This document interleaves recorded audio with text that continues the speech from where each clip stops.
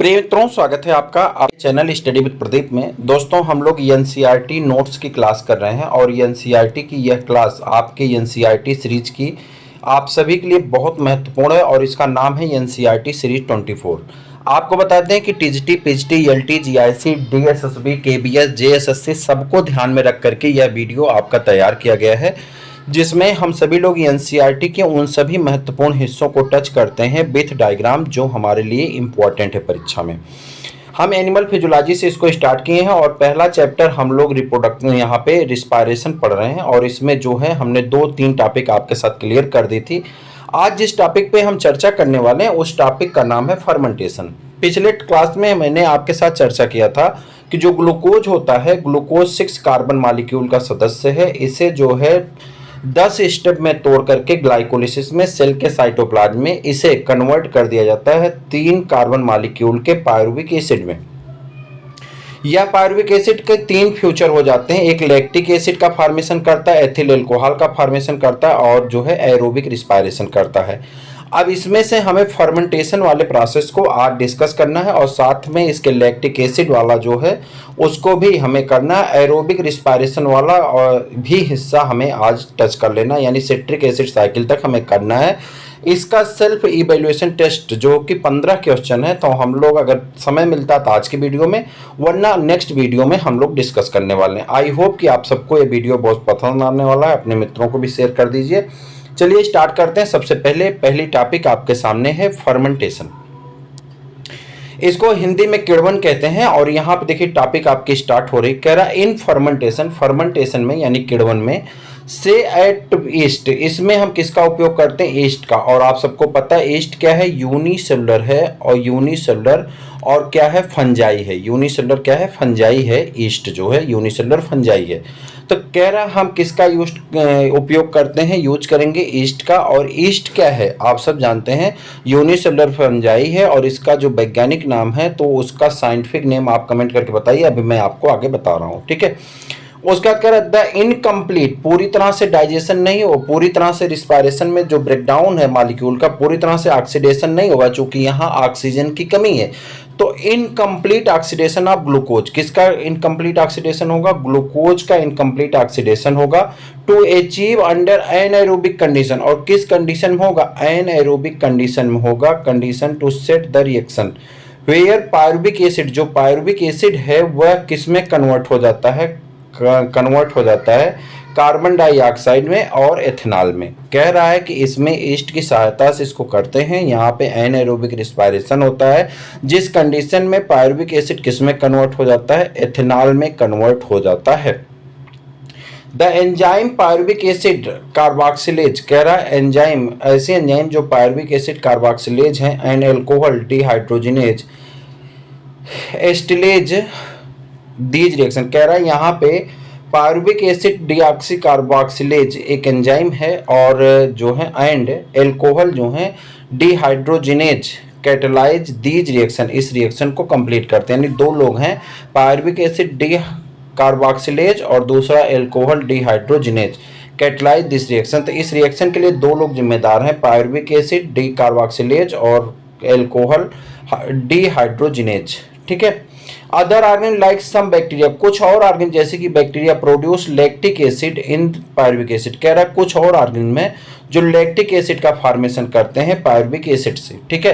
हालांकि lactic acid हमारे शरीर में भी बनता है, तो वो चीजें नीचे लिखी गई। देखिए इन एनिमल सेल आल्सो, हमारी बॉडी में जो हमारी कोशिकाएं हैं, लाइक मसल सेल में जो मांसपेशियां हैं, ड्यूरिंग एक्सरसाइज, जब हम व्यायाम कर रहे होते हैं, व्हेन ऑक्सीजन इज इनएडिक्वेट अमाउंट, कह रहा है कि ऑक्सीजन प्रॉपर अमाउंट में नहीं है, जितना होना चाहिए उससे कम है। फॉर सेलुलर रिस्पायरेशन, यानी सेल के सांस लेने के लिए pyruvic acid is reduce to lactic acid by lactate dehydrogenase.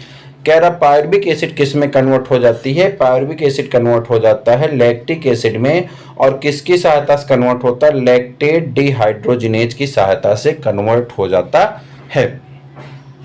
The reducing agent of NADH plus H plus, कह रहा है जो यहाँ पे एजेंट काम करता है NADH और H plus, which is reoxidized to NAD plus in both process। In both lactic acid and alcohol fermentation, कह रहा है चाहे लैक्टिक एसिड की बात करिए चाहे एल्कोहल का एथिल एल्कोहल के फर्मेंटेशन की बात करिए, नॉट मच एनर्जी रिलीज, यहाँ से ज़्यादा एनर्जी की मात्रा रिलीज नहीं होती है। यानी लैक्टिक एसिड के फॉर्मेशन में चाहे एल्कोहल के फॉर्मेशन में एनर्जी की मात्रा ज़्यादा रिलीज नहीं होती, बहुत कम मात्रा में एनर्जी रिलीज होती है, यानी इसमें एनर्जी की मात्रा कम हो। कह रहा less than 7% of the energy of glucose release, कह रहा है कि जो ग्लूकोज से रिलीज हो रहा है उसकी तुलना में 7%, less than 7% of energy in glucose is released and not all the trapped by high energy bond ATP, कह रहा है कि 7% कम रिलीज होती है और सभी एनर्जी एटीपी मॉलिक्यूल के साथ बाउंड नहीं करती हैं। Also the process are hazardous, either acid और alcohol is produce, what is the net ATP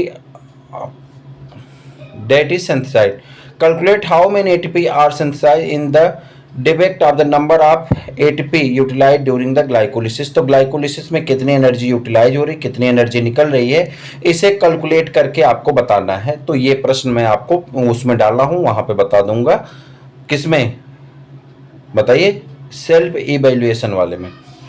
When one molecule of glucose is fermented, कह रहा जब एक मॉलिक्यूल ग्लूकोज का फर्मेंटेड होता है यानी किण्वन किया जाता है, टू एल्कोहल या लैक्टिक एसिड, या तो एल्कोहल में बदल जाता है या तो लैक्टिक एसिड में, ईस्ट, ठीक। तो प्रश्न पूछ रहा कितनी एनर्जी यहाँ पे निकलती है उसे कैलकुलेट करके बताना है। फिर कह रहा yeast poisons themselves to death when the concentration of alcohol reach 13%, कह रहा कि ईस्ट जो है तब मर जाता है जब इसका एल्कोहलिक परसेंटेज 13% से ऊपर हो जाता है, तो ईस्ट पॉइजनस हो जाता है, यानी वह एल्कोहल पॉइजनस हो जाता है और वह ईस्ट खुद मर जाता है।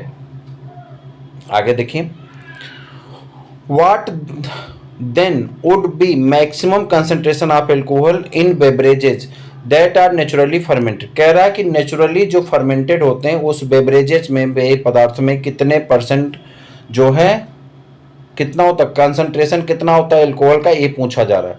How do you think alcoholic beverages of the alcohol content greater than the concentration are obtained, कह रहा है जो एल्कोहलिक बेवरेजेज होते हैं उसमें कंसंट्रेशन ग्रेडियंट कैसे प्राप्त किए जाते हैं।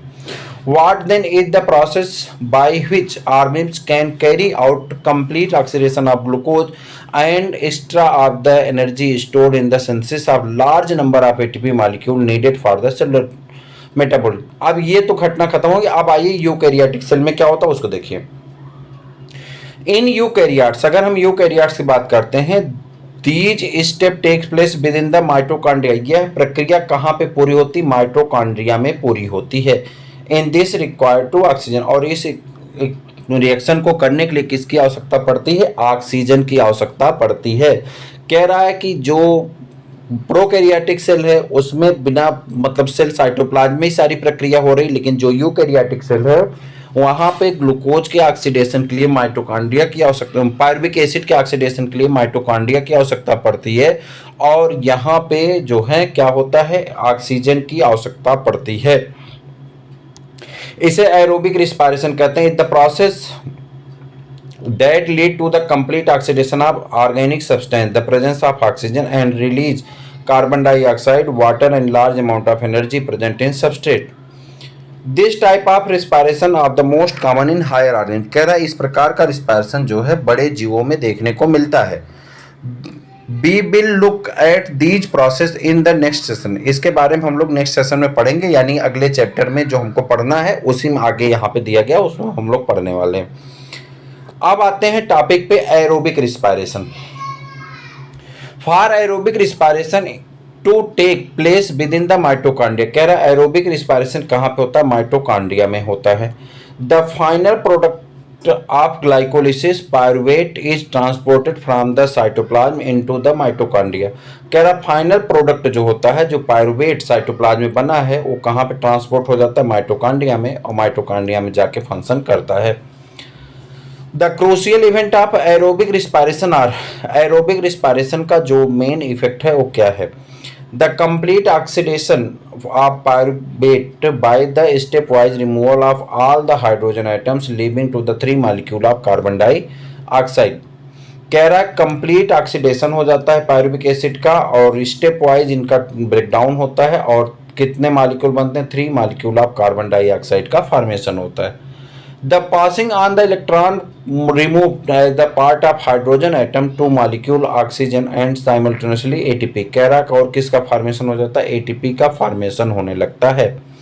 What is interesting to note that the first process takes place in the matrix of mitochondria। कह रहा कि इसकी पहली प्रक्रिया जो यहाँ पे अभी आप देखे हैं वह प्रक्रिया कहाँ होती है, माइटोकॉन्ड्रिया के मैट्रिक्स में होता है mitochondria. while the second process, जबकि दूसरी process inner membrane of mitochondria, mitochondria की दूसरी झिल्ली में होता है। Pyruvate which is formed by the glycolytic catabolism of carbohydrate in a cytosol। कह रहा पायरुवेट जो है ये फॉर्म होता है ग्लाइकोलिटिक कैटाबोलिक रिएक्शन है और किसमें होता है, साइटोसॉल में। After the mitochondrial matrix undergo oxidative decarboxylation by the complex set of reaction catalysed by the pyruvic dehydrogenase. The reaction catalysed by the pyruvic dehydrogenase required to the preparation of several coenzyme. कह रहा कि इस प्रक्रिया को करने के लिए कुछ कोएंजाइम की भी आवश्यकता पड़ती है, include NAD+ and coenzyme A। During this process, इस प्रक्रिया में 2 molecule of NADH+ are produce from the metabolism of 2 molecule of pyruvic acid produce from 1 glucose molecule during glycolysis. The acetyl coenzyme may enter to the cyclic pathway tricarboxylic acid cycle more than the common of the Krebs cycle after the scientist Krebs who first elucidate। कह रहा है कि चूंकि पहली बार tricarboxylic acid cycle को Krebs ने बताया था इसलिए इसे क्रेब्स साइकिल के नाम से भी हम लोग जानते हैं।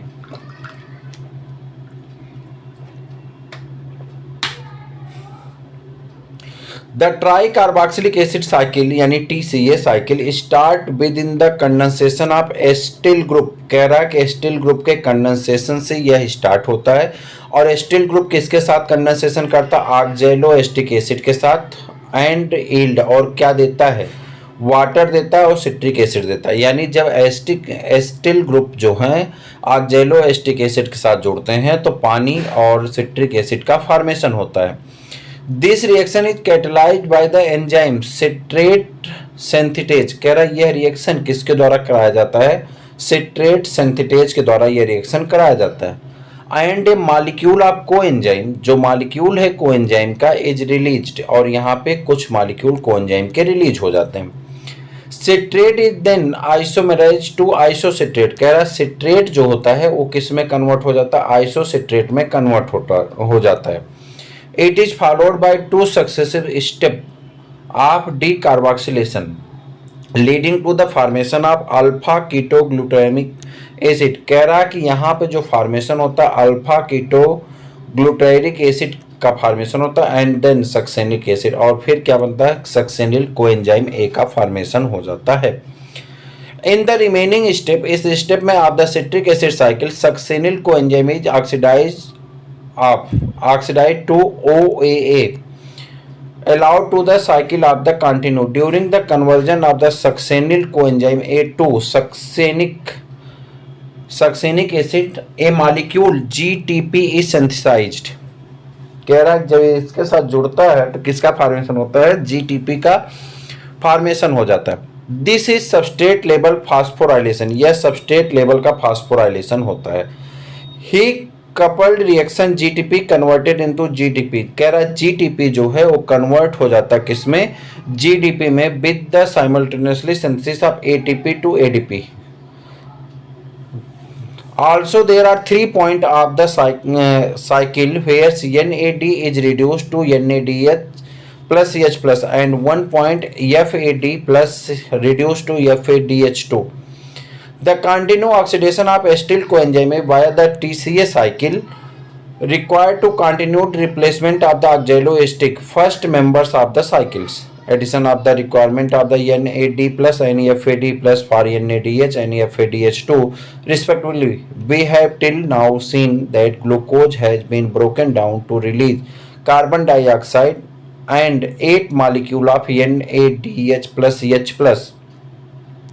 2 of FADH2 has been synthesized beside just 2 molecule of ATP in TCA. You may be wondering why you are having discussed respiration to all the neither oxygen has come into the pictures nor the promised large number of ATP are yet to synthesize. Also, what is the role of the NAD plus H plus and FADH2 that is the synthesize. Let us now discuss to pyruvic acid. ये देखिए है आपका TCA cycle, citric acid cycle कहते हैं इसे. कह रहा pyruvate है, पायरुवेट जाता है एस्टिल कोएंजाइम के साथ और यहाँ पे एस्टिल कोएंजाइम जब ऑक्सैलो एस्टिक एसिड के साथ जुड़ता है तो सिट्रिक एसिड का फॉर्मेशन कर लेता है. सिट्रिक एसिड अल्फा ग्लूटोग्लूटामिक एसिड में बदल जाता है, फिर सक्सेनिक एसिड में, फिर मैलिक एसिड में, और फिर ये प्रक्रिया बार बार चलती रहती है, एनर्जी का फॉर्मेशन होता रहता है.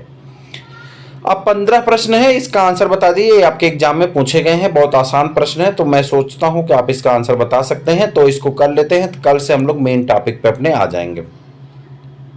What is the net gain of ATP molecule when one molecule of, कह रहा नेट गेन एटीपी मॉलिक्यूल बताना है. When one molecule of glucose is broken down to 2 molecule of pyruvic acid during the glycolysis within the cycle.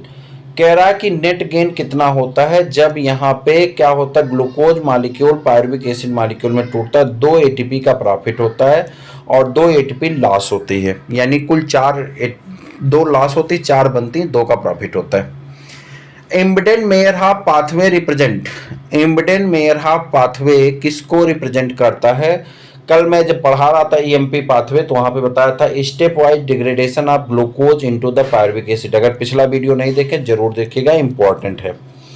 The process by which ATP molecule are formed by the ADP is called. कह रहा वह प्रक्रिया बताइए जिसमें ATP molecule जो है ADP molecule को बनाता है. एटीपी मॉलिक्यूल किसको बनाता है? एडीपी मॉलिक्यूल को बनाता है. उस प्रोसेस को बताना फोटोफॉस्फोराइलेशन कहते हैं. उसे क्या कहते हैं? फोटोफॉस्फोराइलेशन कहते हैं. द फ्यूमरेज एंजाइम कन्वर्ट, बहुत इंपॉर्टेंट टॉपिक है और बहुत इंपॉर्टेंट प्रश्न है, खूब पूछा गया भर भर के. द फ्यूमरेज एंजाइम कन्वर्ट किसको कन्वर्ट करता है? तो आप कहेंगे फार्मिक एसिड को मैलिक एसिड में कन्वर्ट करता है, फ्यूमेरिक एसिड को मैलिक एसिड में कन्वर्ट कर देता है. Which of the following process make direct use of oxygen. कह रहा कौन सा ऐसा है जिसमें डायरेक्ट यूज होता है किसका? ऑक्सीजन का. तो क्रेब्स सिट्रिक एसिड साइकिल, कह रहा जो क्रेब्स सिट्रिक एसिड साइकिल है उसमें डायरेक्ट यूज होता है किसका? ऑक्सीजन का.